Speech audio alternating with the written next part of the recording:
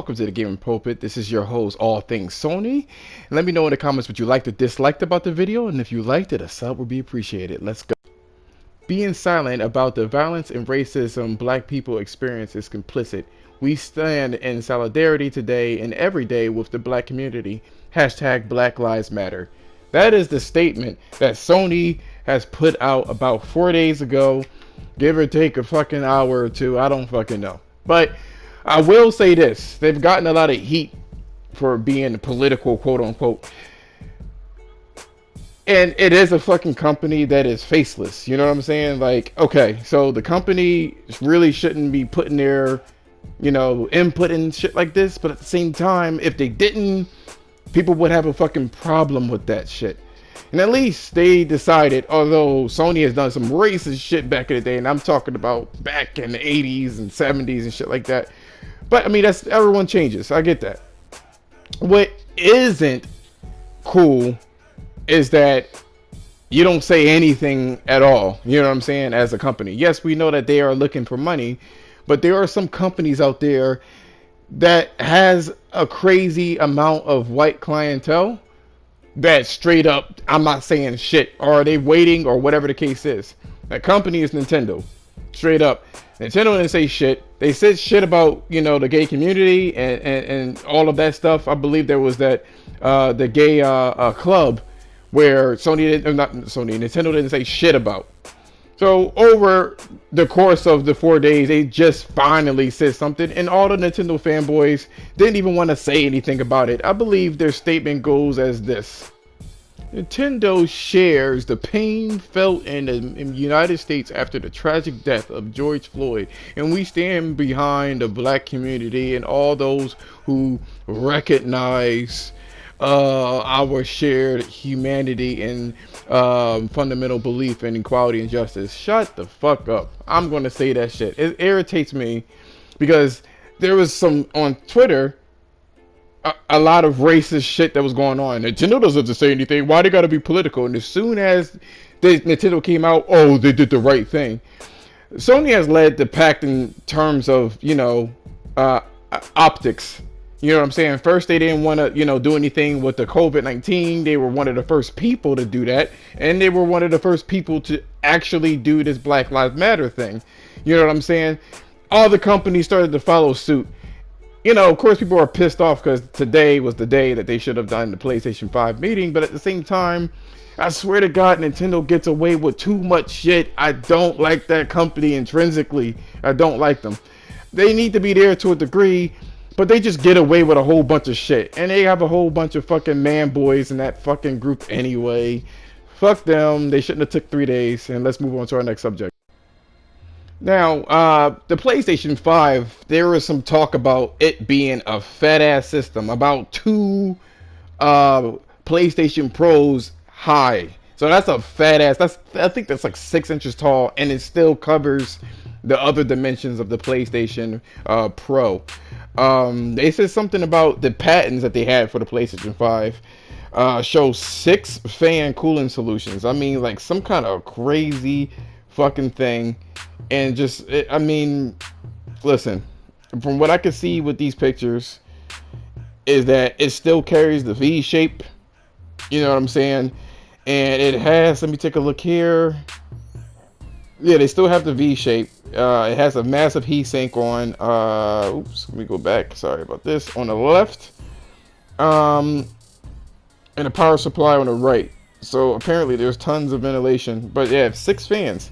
3 on each end to cool off the system and stuff like that, which people are going to obviously say, oh my gosh, the PlayStation 5 is going to overheat and stuff like that. And one of my friends said this shit too. He was like, oh, I don't want to really buy the PlayStation 5 until, the word comes out. I was like, my dude, did your PlayStation 5 break this generation? No. I was like, but it sounds loud. But did it break though? I mean, I know that sounds like a fanboy statement, but I have to say, it is loud, and people don't clean their PlayStation 5s or 4s. And the funny thing is, if you have a PC, you gotta do all this cleaning too. I don't think they understand that they need to do all this cleaning. And also, when you look at the, what do you call that shit again? If you look at the blueprints or the patent pictures or whatever you want to call it, It's still carrying the same dev kit look. You know what I'm saying?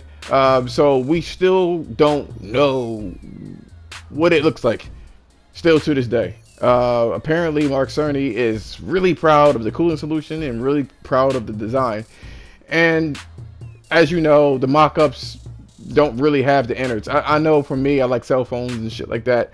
So, and I have an Xperia phone, and there was a whole bunch of, designs where there was the innards, the batteries, and all the other shit. It was unrealistic as to what it would have before, or what it would actually have.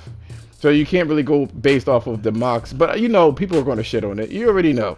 Oh, I don't like the look of it. Is it going to be a fat boy? Probably not. You know what I'm saying? Are people going to like it? Probably not. I mean, they didn't like the PlayStation 3 or 2 until its slim iterations. So we have to see. I don't think the rumors of the PlayStation 5 being fat is really a thing, to be honest with you. I don't think so. And I don't think you need to worry about that. But it probably will be cool when they show it. Former Frostbite developer is speaking on the PS5. He basically states the disconnect between the numbers and what it is capable of is deceiving. He goes on to say, I don't generally like looking at the numbers like this because in my experience, looking at the clock speed and the frequency and the teraflops and all that stuff is fun. And it might look good on paper. But when you actually start programming for the hardware, you start to stress test it and you have the actual full game that you've built up, which is a difficult thing to do. It's not something that you can get to within a few months of having the PlayStation 5 hardware. When you finally get to the stages that you may start noticing problems. And again, numbers are fine and it's cool that it meets certain specifications, but to be honest, that means nothing until you actually see it in practice. So I don't know. You know this is just an opinion, or my opinion and my thoughts. But when I look at these numbers, it's very difficult for me to be like, oh, I thought it would be a lot better. With that being said, when it comes to looking at the solid state drive that's in the PS5, it says about 5 gigabytes per second. And whenever I look at that amount, I sure that the console could sustain that, and I actually, picture myself streaming 5 gigabytes per second. But a clock speed and teraflop count, for me personally, at least a little harder to look at. And like, oh, I can draw these many triangles, and oh, I can make a game that suddenly supports this. Because until I start programming for the hardware, I can see other people and what they have done and how sustainable it is and all that stuff. It's very difficult to see that type of specific upgrade in particular in that department. That's basically what he was saying. So I think at the end of this particular comment, or when you just look at this, I'll say this. When you look at the whole situation, because I tried to hurry up and read that, the numbers of a hard drive and what they sustain is fine. But there's other things within an architecture that is just not. You need to have it in practice. We don't know what is going on. But if you really look at the dude's statement, it pretty much shows that the SSD is really going to punch its way through whatever type of power differential that they have going on with the Xbox Series X. They even said something like, I believe earlier, that it could actually bypass the LOD system. Like you could just have it on max essentially, and you don't need to waste memory on different variations of the same object. That's how fast the bitch could fucking load. Maybe they'll have 1 or 2 transitions, but other than that, you don't need 4 or 5 steps, which is fucking cool. I'm for it.